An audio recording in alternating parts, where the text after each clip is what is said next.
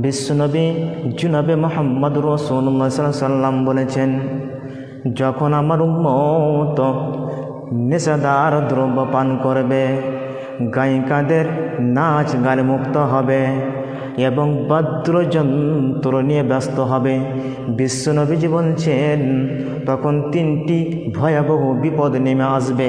তিনটি পাপের কারণে তিনটি ভয়াবহ বিপদ নেমে আসবে।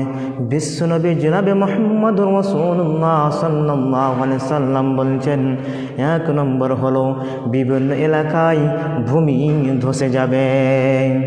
দুই নম্বরে বিশ্বনবীজি বলছেন, উপর থেকে অথবা কোন জাতির পক্ষ থেকে, উপর থেকে অথবা কোন জাতির পক্ষ থেকে মানুষের উপরে জুলুম অত্যাচার চাপিয়ে দেওয়া হবে। তিন নম্বরে বিশ্বনবীজি বলছেন, অনেকের